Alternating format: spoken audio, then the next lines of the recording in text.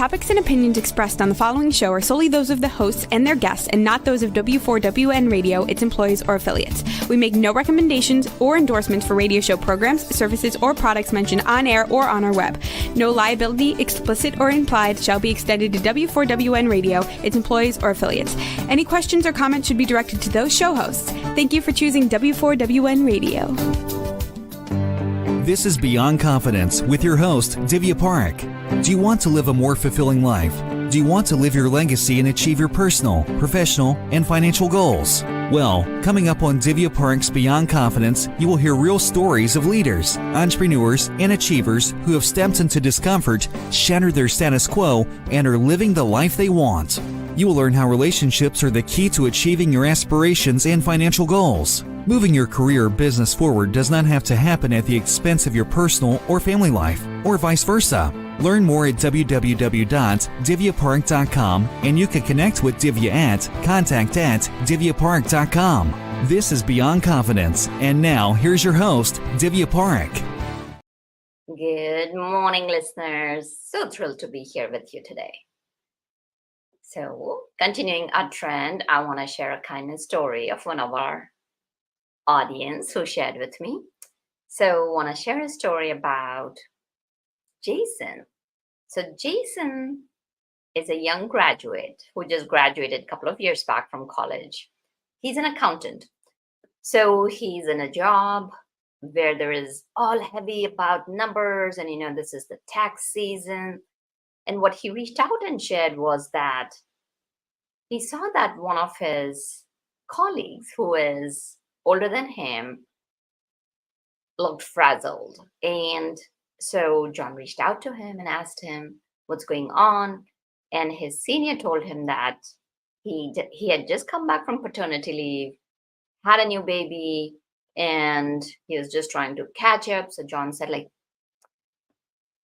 so that is John, his senior. So what Jason told John is would you be okay if you wanted to sit down with me? I can catch you up within a couple of hours and you don't have to kind of go through all your emails and all that.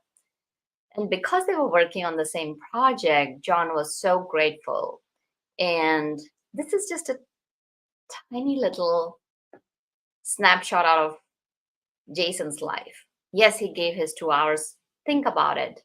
Those 2 hours created such a blessing in someone's life. So Jason, I want to give you a shout out. Keep that beautiful trend going, keep that kindness circle going. So for those of you who have not got our books, we highly recommend Expert to Influencer and the Entrepreneur's Garden, because these books will change your lives. And recently, I just want to share one of our guests, actually. He teaches, in a college, and he's recommending our books to be part of the college curriculum. So thankful for a guest. So get our books. It will work 3 ways. Not only it will change your life, it will help me get my message across through you to more people, and part of the proceeds will go to kiva.org. And I sincerely believe that entrepreneurs are a very special species that change the world. So thank you for being part of our family and supporting us in our journey. Let's bring on our guest. Welcome, Rico. Yeah, good morning. Great to see you. Great to see you. And after a bit of technical difficulty, we were able to get our guests on. And here's the thing. I want to share, having a great team in your family goes such a long way, because one really helps us out. And here I was like, okay, what's happening? And one guided us through the tech, and it was just fascinating. So Rico, we usually begin with happy moments from childhood. Do you have a moment or a person that you spend some time with where it brings back happy memories for you even today? I've got tons of them. Family of 5 kids, spaced out about 14 to 18 months apart. So we're all pretty close, and I'm number 2 in the family. And I'd say the one thing that of activities that sticks out the most is that mom and dad always let us um, like do our own thing the way we wanted to do it. It's just don't be late for dinner. That was about the briefing you get in the morning when you'd head out, and so it was always fun. And we lived close to a lot of forest out back, and of course, growing up, we did camping, not just there but other places. And so they're just great moments with family that just make me smile. And I was involved in later on in teaching in camps in the mountains, teaching life skills kind of things. And so those bring back the fondest memories for me. And it's just like you head across the alley, you head into the woods, and you come back, and you're home at 5 for dinner, and everything's all is well. And I enjoyed that kind of freedom and that trust, that our parents had in us. Yeah, no, that is just amazing. So are you able to hear me, Rico? Yeah, loud and clear. Okay. So tell us, how is it working out? Like, basically what happens is like you had back to back. So did you all have competition, or how did it work out? Or, you had playmates? I had all those things with playmates. It was and with family too. And so our neighborhood was just filled with lots of kids. So that made it real easy to do almost any activity, whether it was sports or it was out in the woods, or it was building cabins, or hiking or bike riding, all of those things.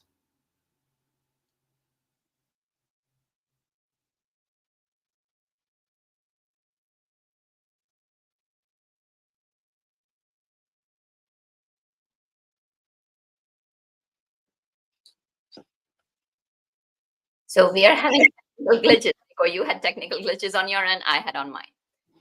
We're all good. Yeah.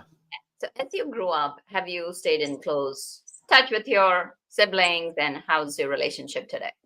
Oh yeah, it's been the fascinating thing. I grew up in a small coal mining and steel town, and both sides of the family were coal miners, and I just loved, I loved going to visit my grandparents, in the smaller mining towns that they were from, and again, we went out and had just a great time, and out in the woods and things, and throughout grade school and high school, all of my friends, we're still very much in touch today. Although I live a couple thousand miles from where I grew up. It's we're still in touch today, and there are like 11 boys that were all in our grade school class, and we went to a Catholic grade school called Visitation, and we became known as the Visitation Boys because all of us stuck together just so tight, and we're still that way today, with in touch with each other. Well, that is awesome, because so many people are experiencing isolation and mental health issues, and that's because lack of social connectivity nowadays. And Yes. that's another story, and we'll kind of get into that choices as we go. So as you grew up, what interest did you have, and where did your life take you? I did my two biggest interests were art and aviation and airplanes. And I have a picture of me holding a small wooden airplane up, and I was probably like almost not even 2 years old, in my one hand. And so I built all kinds of models of airplanes, and I like to draw, and so I liked art. So throughout my growing up, I was interested in both. And then as things came through high school, I applied both to the Air Force to go be a pilot there, and I applied to art school. And so at first the Air Force turned me down, and they didn't have enough slots.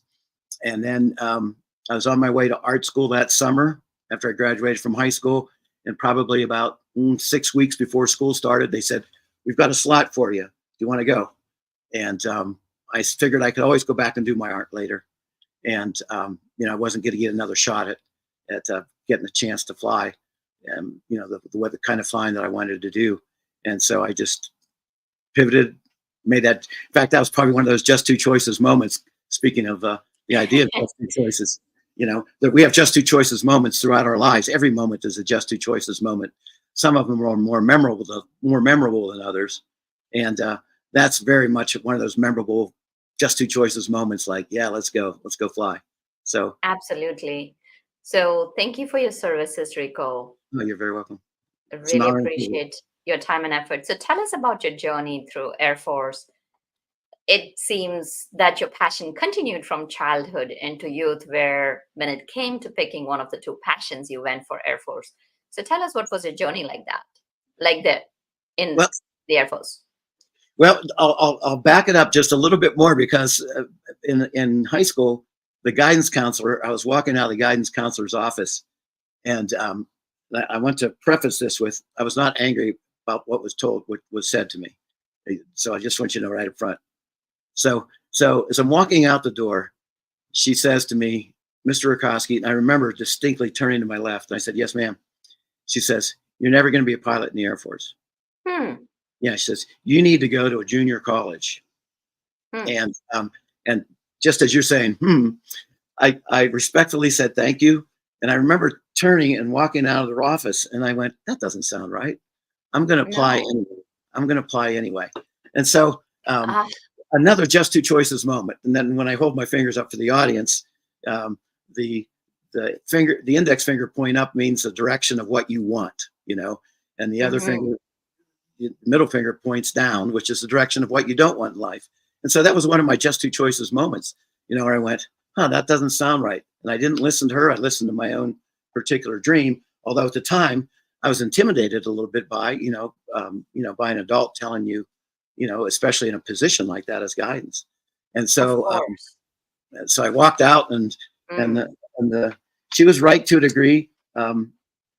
Flight school did take a couple more tries, even though they gave me the opportunity to get into flow through the Air Force. I had to enlist. I still had a couple more application processes to go through over the next few years before I actually got into flight school. But all of those were just two choices moments too, because Right.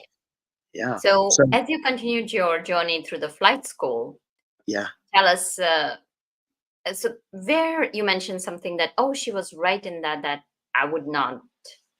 I You said something. So tell us a little bit more about that, because so well, many times what happens is that as human beings, we tend to focus on our negatives rather than our positives. So yes. tell us, what was it you hesitated there? So share with us, please. Oh,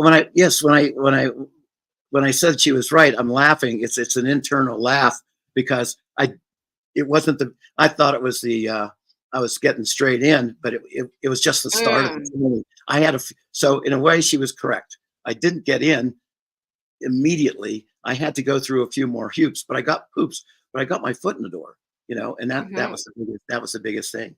And so that's why I'm kind of chuckling. She Got was it. right to a degree. And so going back to, flight school was the challenge for me. I almost got kicked out of flight school for being for motion sickness. So Mm, they only gave you so many flights that if you didn't, I was having motion sickness on the first couple of three flights, and they give you only a few flights before they start to consider washing. What they call it, washing you out of flight school. And so, just two choices a moment again. I changed my eating habits. I mean, I was eating thinking that, oh yeah, I'm going to have bacon and eggs, and you know, I'm going to have all this good food, and orange juice and cereal before I go fly. And I found out, I for me, I needed some dry toast, just something in my stomach, so that I didn't have a whole lot sloshing around down there, you know, and in a good humor. I mean, right. this is a pilot way of looking at things. They say the best thing if you have motion sickness when you fly is to eat bananas, Hmm. because it's not for the potassium; it's because they taste the same when you eat them, as well as if you happen to have motion sickness. It's going to be the same flavor, and so you might as well just eat a banana first before you go fly if you have motion sickness. Oh, that's a great tip. So this is what I'm seeing is that determination within you. So, you had blocks, you Right. had roadblocks and adversities, like, your teacher not telling you. And that's one of the things as adults, it's so important. We may not realize it. Children look up to us, watch your words. And I've heard this time and time again, and it has happened in my life too. Oh, you're not going to amount to anything. Or, Yeah. watch what you're saying to somebody else. And you defeated all the odds. So not only you had to jump through hoops, and now you're finding the motion sickness, you figured that out. So, like, did you have even more hiccups, or was it a straight ride after that? Well, for me, I find, I think I'm an artist at heart. And so being involved with all the math and science, um, it was a challenge for me. And that was a challenge for me in high school and in college, math and science. I did okay, but I really had to work at it to get decent grades in those subjects. And so you can imagine, here I was thinking, oh, I'm going to art school. I'll never have to be involved with physics and chemistry and, all these other types of things again. And now I'm full into aviation, which is, there's not an art part of aviation where they teach you to draw. There's just the science and the math part of it. And so now I was immersed in the science and the math. And so, it took me longer to study to get some concepts than it took others, but it's not graduation day is graduation day. It's not this getting your wings is what it's about. So my point being that when it came to the math and science, so it took me longer than it took other people to study, to get the same kind of 3D concepts that you have to figure out when you're flying, the way you have to be able to see things three-dimensionally, more so than if you're just driving a car, because you're above the ground. You have a lot more depth perception, things you have to figure out. And the same when you're up in the air and you're flying with another airplane doing maneuvers. It's all 3D in your head, and you have to be able to, understand geometry and your angles with other airplanes. And so that was a whole new world for me compared to I bet. the art. And again, that one thing is popping out, that there were deterrents, and your determination did not worry about the deterrents. You continued on your path. You had that goal in your mind. So you Right. graduated from flight school. Tell us, like, how many years did you serve? What were your experiences? What were your lessons learned? Well, I spent active duty full time 11 years, and Wow. so I started off actually as a maintenance guy before I got into flight school. So again, this was part of that process, Mm-hmm. because what happens sometimes in the airline industry too is there's, or any job, any career, there's supply and demand, and if you hit the cycle at the wrong time, and there's too many pilots, for example, then the Air Force. So I hit a cycle at first where there were too many pilots. And so they were letting pilots out. So that delayed my flight school again. And then about 2 years later, all of a sudden, the Air Force said, man, we're really short pilots. And now there was an opening, and I was ready. I was ready to go to flight school. So that's kind of the way the process works. So I started off as a maintenance supervisor Mm-hmm. on large jets, large cargo jets. I did that for a couple of years, which was really good for getting you oriented. The way I see it is that every person is an essential part of the whole system, because if it's not there, you just cannot function. Like, you cannot if nobody's guiding you, if there's nobody checking the aircrafts, you don't know if the aircraft is doing well or not. So every person is the key piece of the thing. So for example, I'm just going to take example as you're sharing, right, Sure. from maintenance supervisor. So yeah, please continue. Oh, well, you're exactly right. You're hitting the nail on the head. I think that was one of the best benefits for me going to flight school, because when I walked out in the flight line to go fly an airplane, I had this situational awareness of what was going on with regard to the maintenance around the airplane and the people. And, I was familiar with talking to the mechanics. If you came in and you're just going to be a pilot and you had none of that background, then it would take a little bit more time to assimilate that, because you just go out and you get in the jet and you go do your job, and you take you get your instruction, you come back, but you really don't understand how that whole system works on the ramp. Just like if you're at you're waiting to board an airplane at an airport, you see all this activity that's on the ramp, all the baggage claim, all the provisioning, all the mechanics, and all these people that are just running around the airplane doing who knows what. But I had that experience first. So I had that much broader perspective and much more appreciation for what it took Absolutely. to prepare for the airplane to fly. So, as you moved on after your flight experience and all that, what would you say were a couple of lessons that you have carried even till today?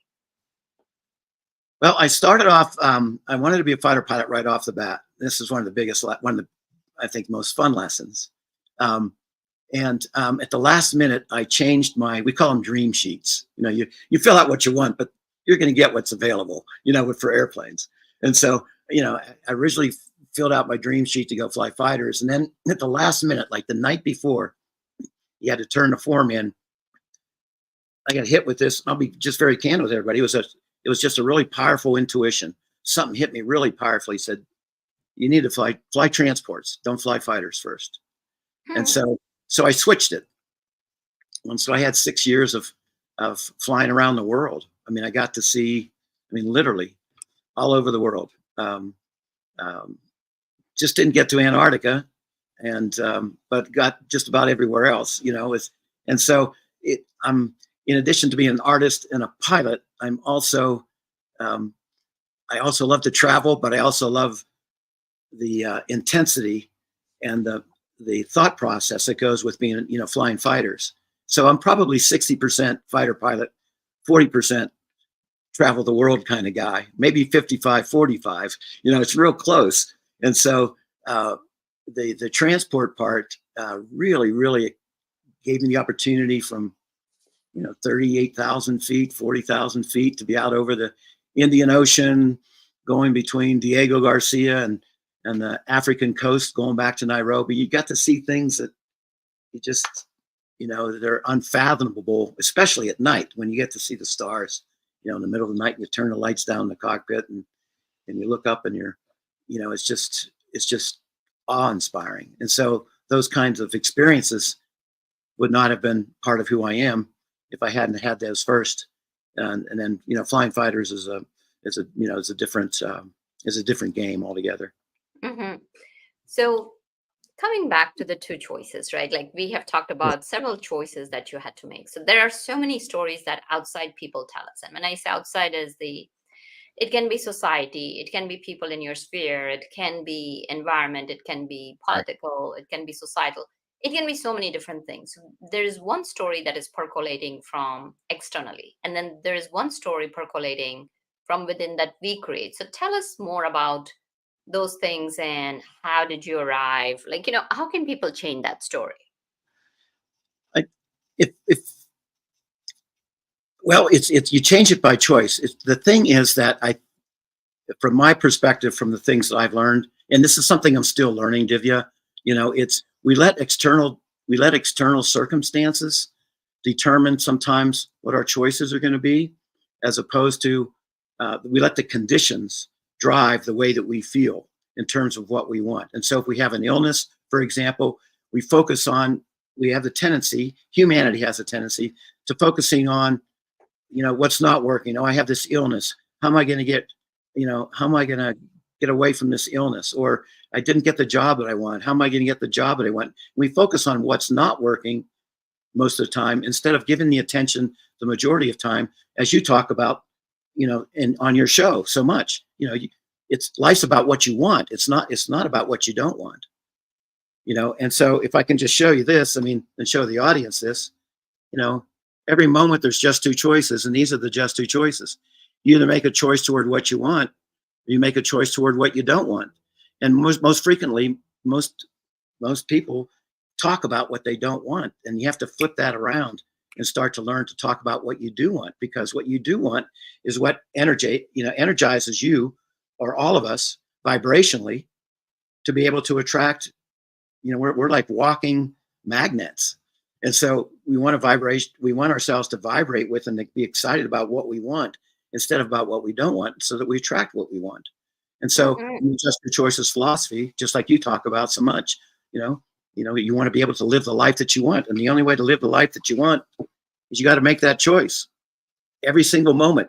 It's like if you want to have those six pack abs, and you want to be totally fit, and you get there, the next day they start to sag on you unless you do those similar kind of workouts. You're gonna, what you don't use, you lose. And so we have to remember that. Very true. And you're right on the mark about learning.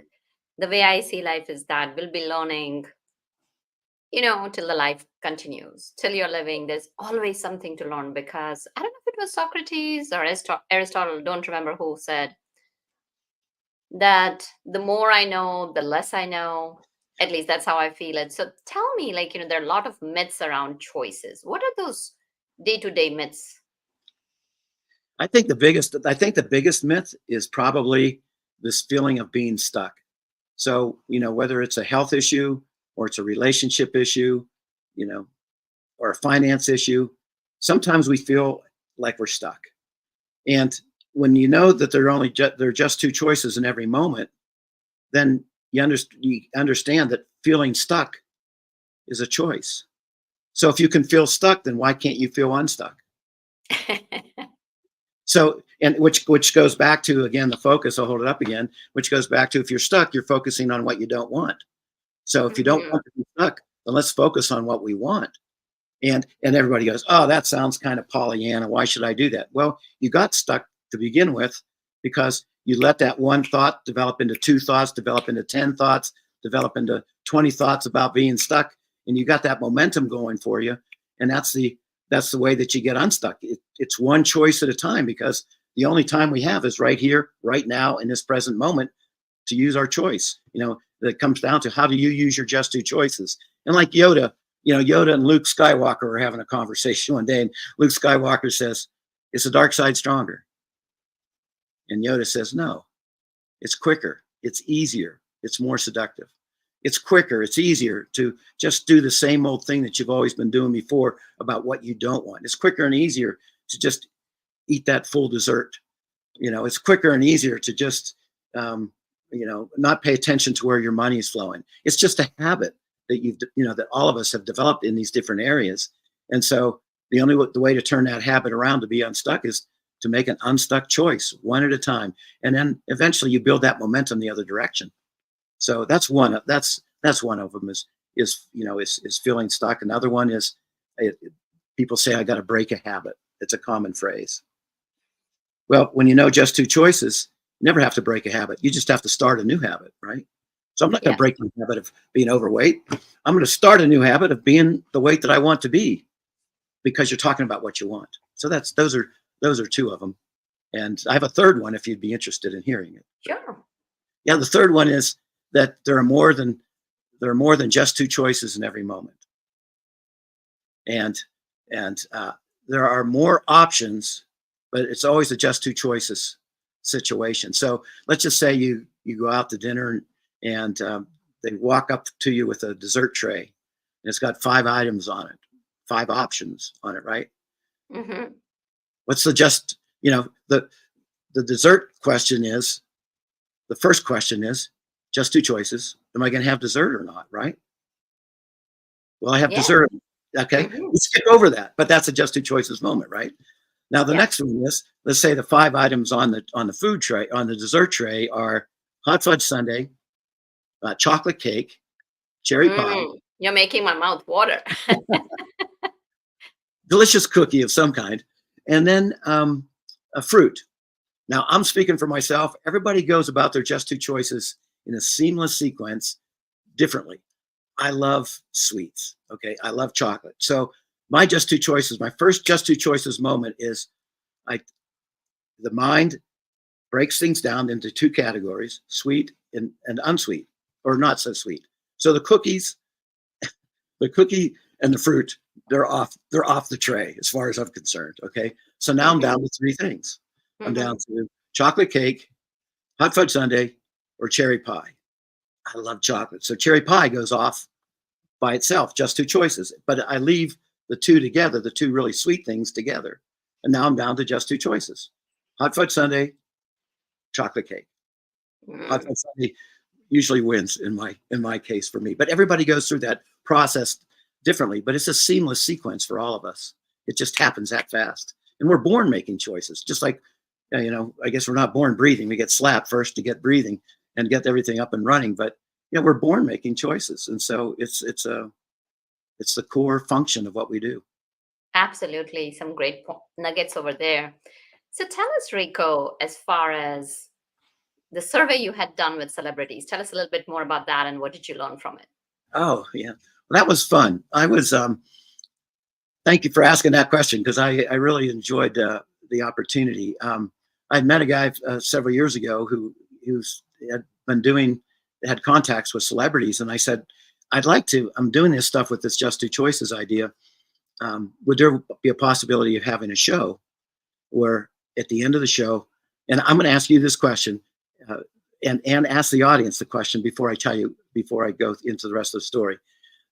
The question that I asked them at the end of the show, I surprised them with 5 minutes to go. I said, what percentage of life is choice and what percentage of life is circumstance?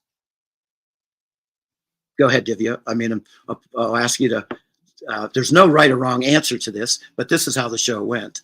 So you can hold off on your answer if you want, and we can talk about it later. I asked that the audience, think about the question: what percentage of life is choice? What percentage of life is circumstance? So here's what I'll say: that whenever you're aware, whenever you're mindful, whenever you're present in the moment, it is choice. And whenever you're working on automation, there's no choice. Well, it's an unconscious choice. I hadn't thought of it that way. That's a good way to put it. And answering the question, I got it ranges from 40% choice to 40% choice to 60% circumstances, like by Roger Staubach, the number 10 most accomplished NFL player in the NFL. He played for the Dallas Cowboys. He said it was 40% choice and 60% circumstances. Then at the other end of the spectrum, you have people like Robert Kiyosaki of Rich Dad, Poor Dad. You have Rudy Rudiger of the movie Rudy. Mm-hmm. Who all say life is 100% choice. Dr. John Gray from Men Are From Mars, Women Are From Venus. He says he believes it's 100% choice. Rudy Rudiger probably gave out of all the celebrities, there's about 40 celebrities interviewed. Out of all of them, Rudy gave, I think, the most comprehensive answer. He says, considering that where you are right now in your life, in this moment, is a result of a choice that you made. You're sitting in your office, I'm sitting in my office, it's a result of a choice.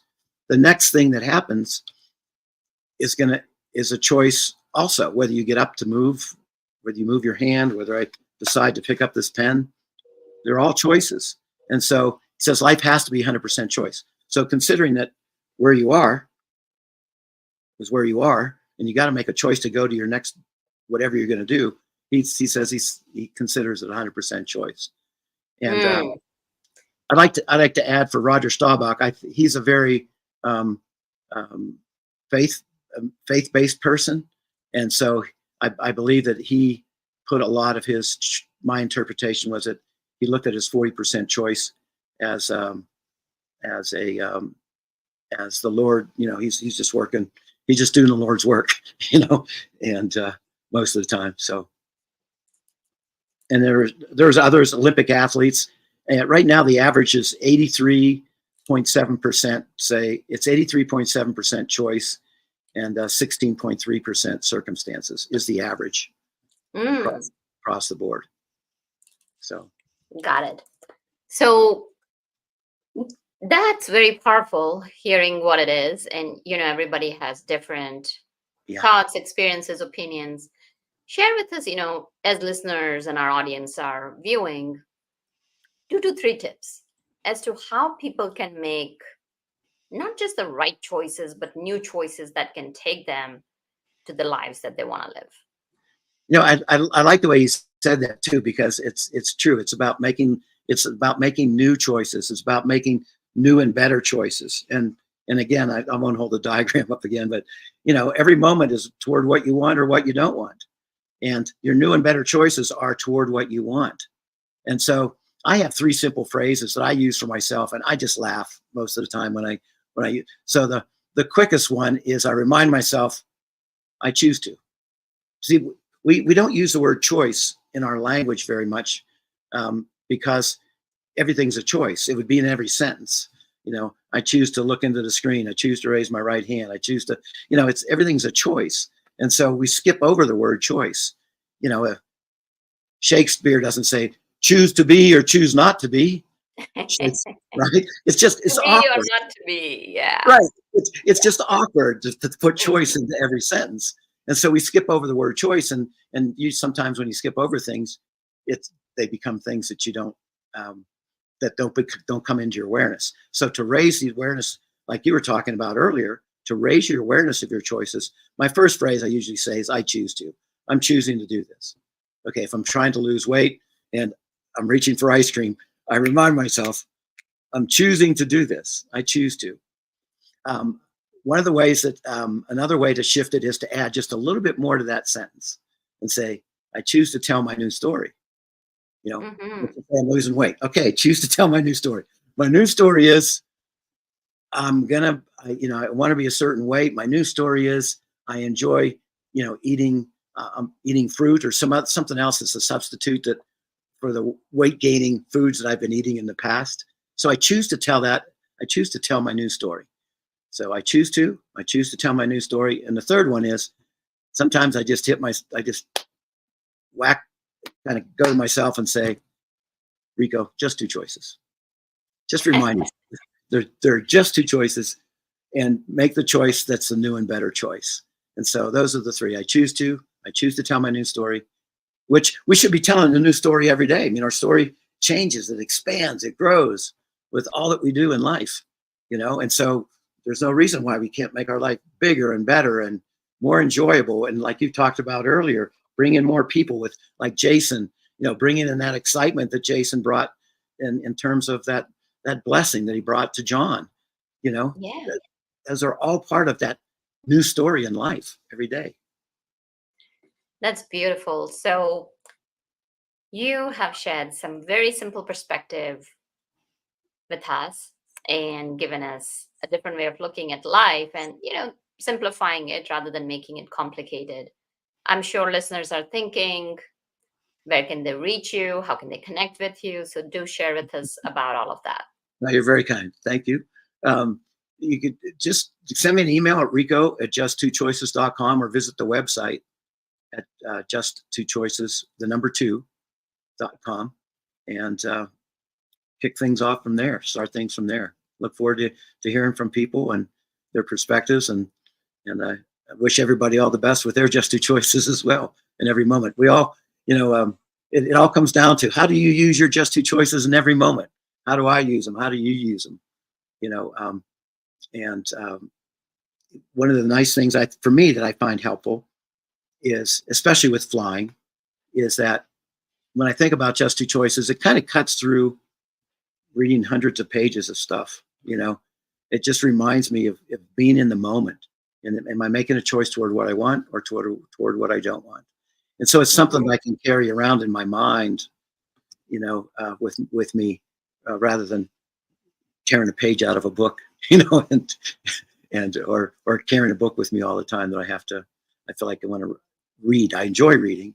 It's just that in the moment, when I'm interacting with people, I have just two choices. In fact, it's interesting. It just happened the other day. I was at a store, and I almost didn't do it, but at the last, I was thinking about feeling joyful, and the person at the cash register had the name of Joy.